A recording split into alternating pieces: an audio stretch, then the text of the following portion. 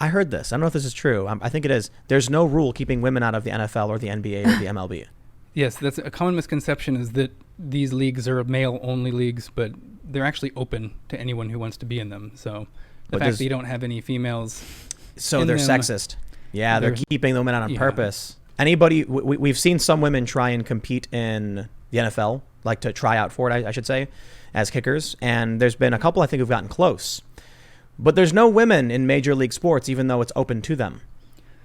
Yeah, I mean, the gap is so huge, and it's all part of the push to get trans athletes or to get males to be able to compete against females. It all comes back to the language game they play, which is actually the most horrifying part, because they've realized that you don't actually need to change laws in order to get them I guess expressed differently, enforced differently, if you just change the language around them. So we have leagues like the WNBA or women's sports, women's categories.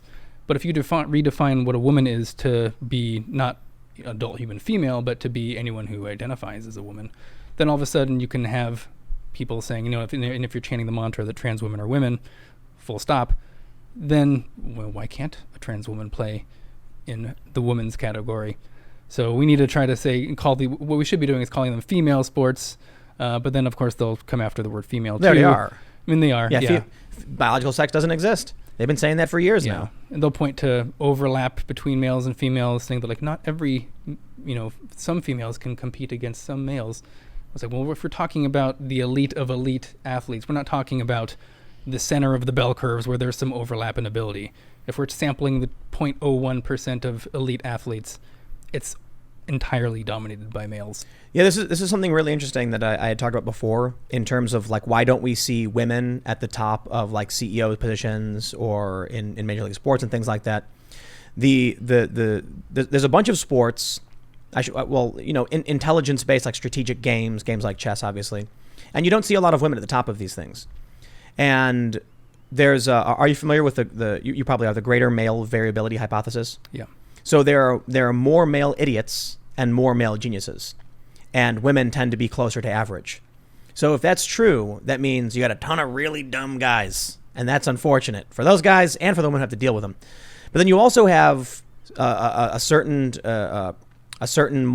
factor more of genius men versus genius women. So then if you have, I don't know what the proportion is to how many. Do you know how many genius men to genius women? I'm not sure. But I know as you get further to the tail ends of the distribution, the proportion of male to female goes up. Yeah, it's rather extreme. Yeah. Yet so it was interesting because based on the greater male variability hypothesis, there are more women than men who are average capability, intelligence, and which I was also reading another study. It was very interesting. SAT scores align similarly to the greater male variability hypothesis in terms of intelligence.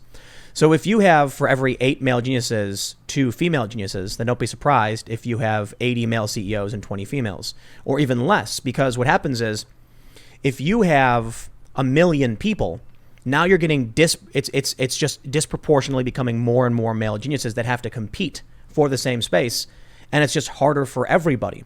But if you look at our society with 328 million people, and whatever the proportion is, let's say you have 10 million geniuses and only 1 million are female, that means a woman has a 1 out of 10 chance of getting that job, which means more often than not won't get it, and you'll see a lot more men as CEOs, a lot more men in higher ranking positions in general.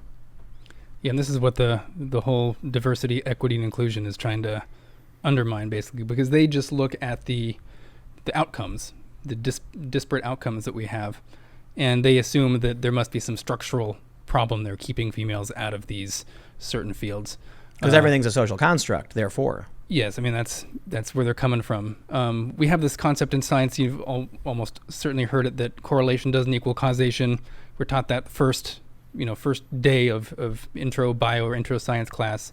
But something that's not really taught that should be is that disparity does not equal discrimination. That's, Thomas Sowell right there. Oh, yeah. That needs to be something that is just ingrained in us, because if you just look at the different backgrounds of certain white Americans, like French Americans versus Russian Americans, you have differences in their average income. It's pretty large.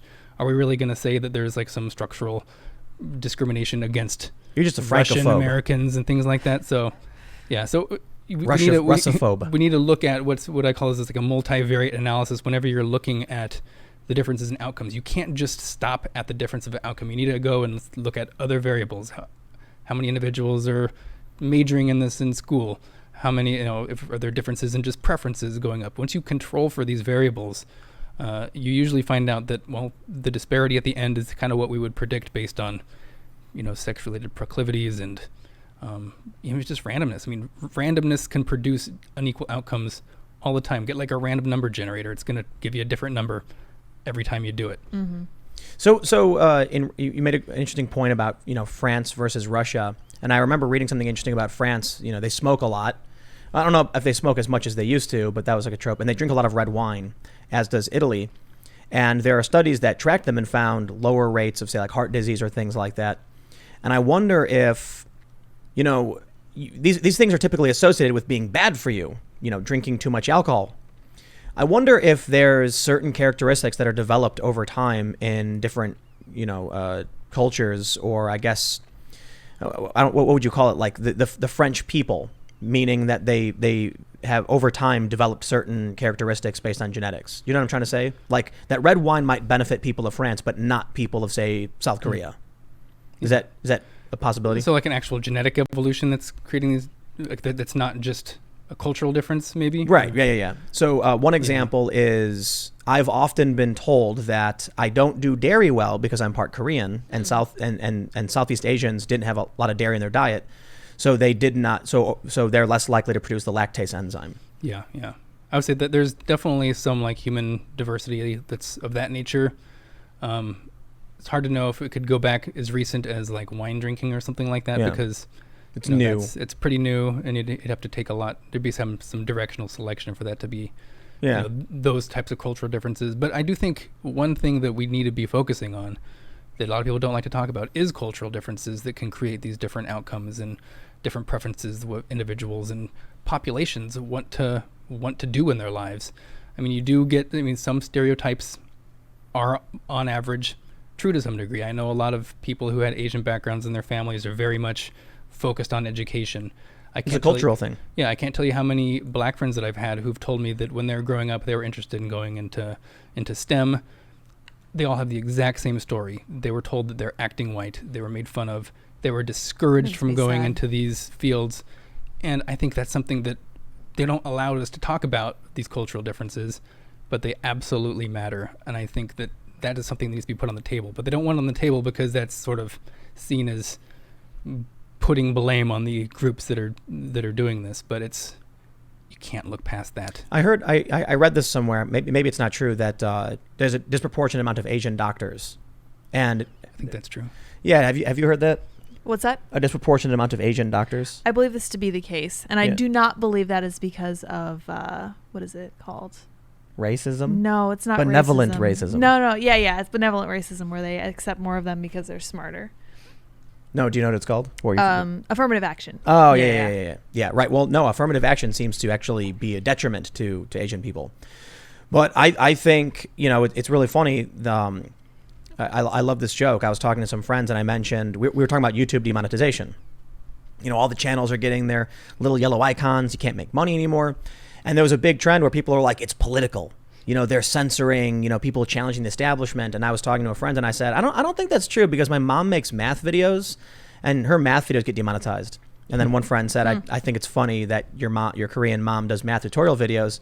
And I immediately started laughing. I thought it was hilarious. And I texted her right away, like, and she laughed too, because it is funny. And I'm like, how did that happen? Like, what are you doing? It's just, I don't know. It's remnants of the culture, I think, that mattered. And to my mom, it was cultural. There's no like genetic predisposition to be like, go study. I think it came from, her parents and their parents before her parents and things like that. And that carries on. It has a huge impact on me, because then I grew up with a mom who was like, I'm going to teach you how to do all these things very early, and you're going to be really good at math. And it really did help.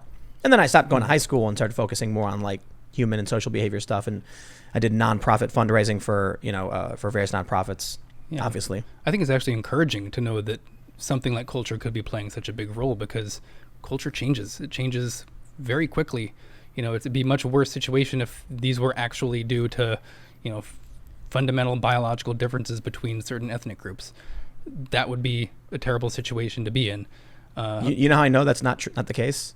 Because I had a bunch of Asian friends growing up who were potheads who couldn't add 2 + 2. That's funny. Dumb as a box of rocks. And I'm like, that proves it to me. It's not race. They're just layabout stoners, and people who choose to do hard work can succeed. That's actually kind of encouraging to me, because my take on the cultural differences is that you can't change culture. Like, you can't involuntarily change it, I guess. It has to be something that people do for themselves. So it's always kind of caused me to be a little bit dejected about it, because I'm like, how do you change what people think and how they view things like it's going to be a generational thing. Yeah. I mean, the culture is not going to, you can't just like have someone give up their culture. So it's going to be a generational thing, but at least it's faster than other processes that could be happening. So that's why I think these far leftists are actually fascistic, Nazi-esque types. I'm exaggerating a little bit, but what I mean is the end result of what they're doing is the preservation of individual cultures. Like, you can't wear someone else's robe or whatever, right? You wear the wrong, it's a Chinese dress, canceler. You can't do it. It's not allowed. Dreadlocks, oh, you got to go. And so what they're doing is, with segregation, they're also doing cultural enforcement. Everybody must remain the perfect stereotype of their culture based on the color of their skin. And that is the way it will always be. And they'll even create white-only spaces. You know what's actually going to change the discrimination and bring people together is literally people just living near each other and sharing in each other's culture. We've been doing that for a long time. It's been kind of awesome. We can have movies where you have different people playing different, characters, different backgrounds. You can have white people, dressing up in ninja outfits and whatever. And it was just like, whatever. We share and we exchange culture. And now it's all being reversed. Yeah, they allow the cultures to bleed one direction, like other marginalized communities can take on the culture of, quote unquote dominant groups. Right. But the whole field of like post-colonial theory, this is what keeps them from allowing white individuals or anyone from a dominant white Western male, whatever, background to appropriate culture. That's why cultural appropriation is considered such a taboo thing, because it's basically taking the voice away from people who've been colonized, basically. Thanks for checking out this clip from the Timcast IRL podcast. We do the show live Monday through Friday at 8 p.m. So come back to check us out when we go live. Don't forget to subscribe, hit the like button, hit the notification bell, and we are also available on all podcast platforms for free if you want to listen to us there. Thanks for hanging out, and we will see you all next time.